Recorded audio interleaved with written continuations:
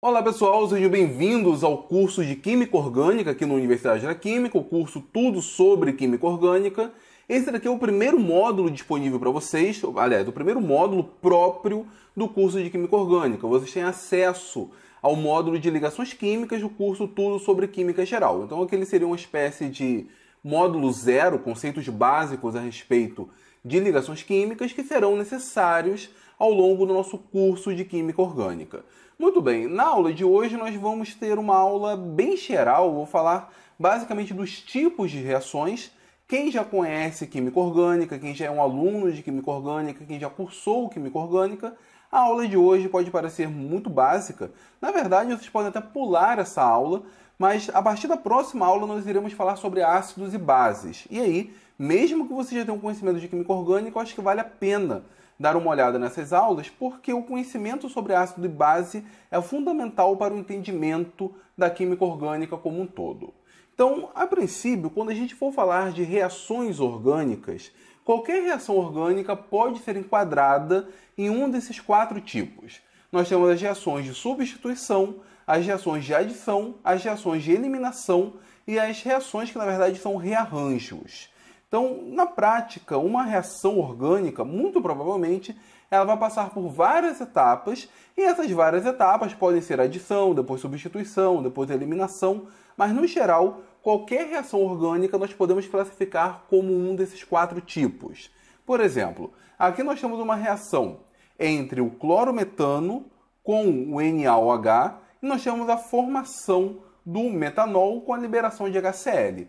Essa é uma reação de substituição, porque nós tivemos a substituição de um grupo, nesse caso do Cl, que saiu como Cl-, que nós chamamos de grupo de saída ou nucleófago, e tivemos a adição do OH-. Então aqui houve uma substituição, nós trocamos o Cl pelo OH. Então essa daqui é uma reação de substituição, nós veremos várias reações de substituição, nós veremos os mecanismos envolvidos em uma reação de substituição. É um assunto muito importante quando nós estudamos química orgânica. O outro tipo de reação já seria a reação de adição. O que seria isso? Temos aqui um substrato, que é o nome que nós damos ao reagente, nesse caso um alceno. Ele pode reagir com o Br2 e com isso nós temos a ruptura da ligação π com a adição dos dois átomos de bromo. Essa é uma reação de adição porque nós tivemos a espécie de condensação dessa molécula, no sentido de que são duas moléculas que se tornam uma única molécula. Na adição, nós pegamos duas, três, quatro moléculas, juntamos e formamos uma única molécula. Isso daqui, então, é um outro tipo de reação orgânica, é um outro conjunto de reação orgânica. O terceiro conjunto são as reações de eliminação. Agora, imagine que eu tenha essa molécula, o bromoetano, e dentro de algumas condições ele acaba reagindo e formando um alceno mais o ácido bromídrico, mais o HBr. Notem aqui que nós tínhamos uma molécula e uma única molécula foi convertida em duas outras moléculas mais simples.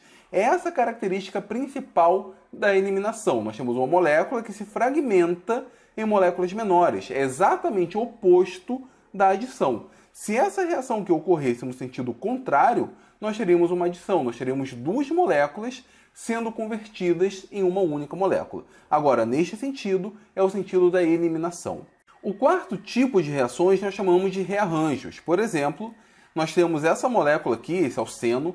Reparem que esse grupo CH3 ele está ligado a um átomo de carbono, o qual está ligado a dois outros grupos CH3. E aí, com a ajuda de uma molécula externa ou de uma espécie externa, para ser mais geral, por exemplo, nesse caso o H+, ele é convertido neste outro alceno, onde esse grupo CH3 agora está ligado a um átomo de carbono que tem apenas um grupo CH3 ligado a ele. Existiu, nesse caso, um rearranjo. Houve uma reorganização das partes moleculares.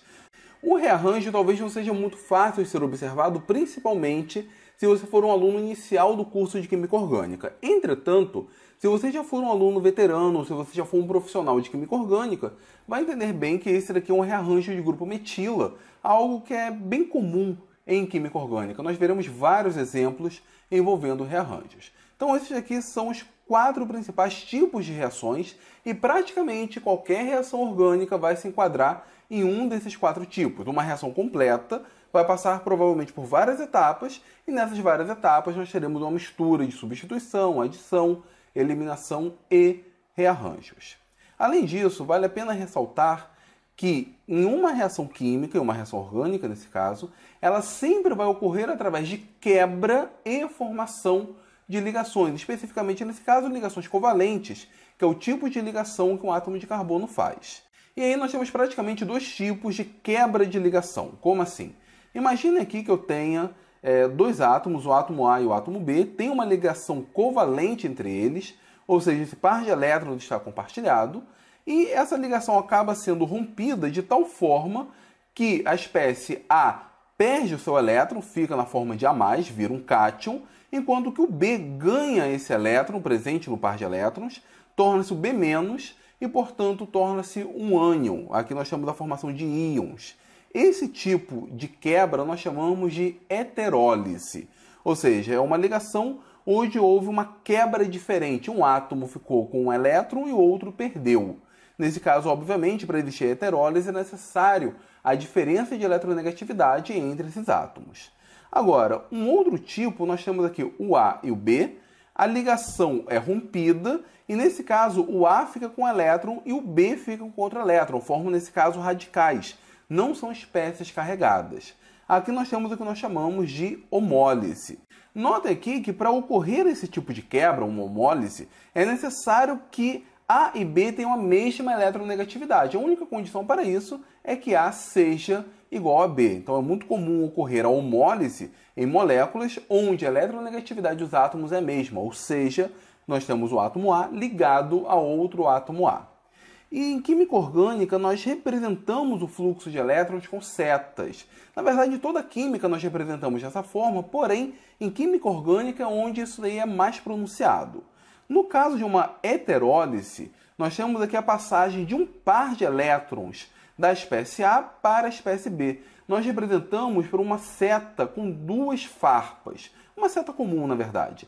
E isso daqui representa um fluxo de 2 elétrons. Nesse caso, nós representaríamos uma seta que parte da ligação e vai para o átomo de origem. E essa seta tem 2 farpas. Então, isso daqui significa que esses 2 elétrons estão indo para o átomo B no momento da heterólise.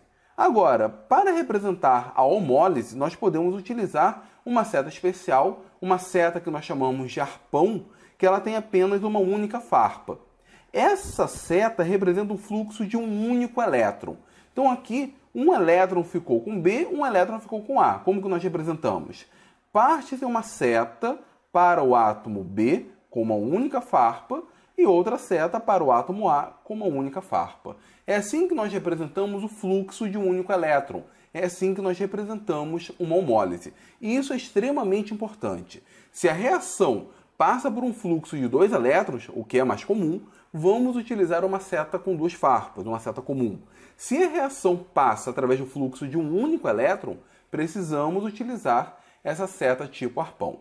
E além disso, sobre a heterólise, tem que ficar bem claro que ela não ocorre espontaneamente. Nós temos uma molécula, por exemplo, e de repente ela acaba se separando. Não. Se fosse assim, várias moléculas se fragmentariam espontaneamente, e isso não ocorre. E nós podemos entender bem por que isso não ocorre. No caso de uma heterólise, nós temos a formação de cargas opostas. E é muito difícil a gente separar cargas opostas, afinal, elas têm atração mútua. Isso significa que nós vamos formar espontaneamente A+ e B-. Então, se nós formamos A+ e B-, a tendência, uma vez que são cargas opostas, é que eles voltem a se ligar. Então, para ocorrer uma heterólise, é necessário auxílio de uma outra molécula. Então, nós temos um exemplo aqui. Temos A e B, eles possuem eletronegatividade diferente. A seria o menos eletronegativo, B o mais eletronegativo. E nesse caso, para ocorrer a heterólise, seria necessário o auxílio de uma outra molécula, que nós vamos chamar de Y. Esse Y possui um par de elétrons disponível.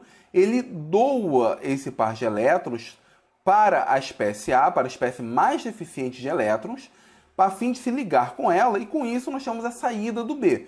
Como B é mais eletronegativo do que A, o B carrega esse par de elétrons. Então vejam o fluxo de elétrons, vejam a representação pela seta dupla. Temos 2 elétrons partindo de Y e indo para A, e temos o par de elétrons dessa ligação indo para o B. O resultado vai ser então uma ligação entre Y e A com a saída de B. Percebo que o Y fica com uma carga positiva, porque ele tem 2 elétrons em sua forma neutra, e quando ele se liga com A, é como se ele doasse um elétron para A, a fim de fazer a ligação covalente. Então é como se ele estivesse, nesse caso, com um elétron a menos. Por isso que ele tem uma carga positiva. Por outro lado, A perdeu um elétron para B, entretanto ganhou um elétron de Y. Nota, eu estou falando ganhar ou perder, mas aqui não envolve tanto caráter iônico assim. Na verdade, é o compartilhamento formado com Y, então é como se ele ganhasse um elétron, e a perda de elétrons para B. Nesse caso, é um caráter iônico. Seja como for, ele acabou perdendo um elétron para B, ganhou um elétron de Y, e no final ficou com o mesmo número de elétrons. Por isso que A tem carga zero. Nós não colocamos aqui nem mais nem menos para ele. Então, pessoal, era isso que eu queria falar para vocês. Foi muito mais uma definição de termos da aula de hoje. Eu apresentei para vocês o esquema de setas, mostrei para vocês os principais tipos de reações orgânicas, e a partir da próxima aula nós iremos discutir o caráter ácido e base. Diga-se de passagem, um conceito que é fundamental, um conceito importantíssimo para o bom entendimento do nosso curso de Química Orgânica.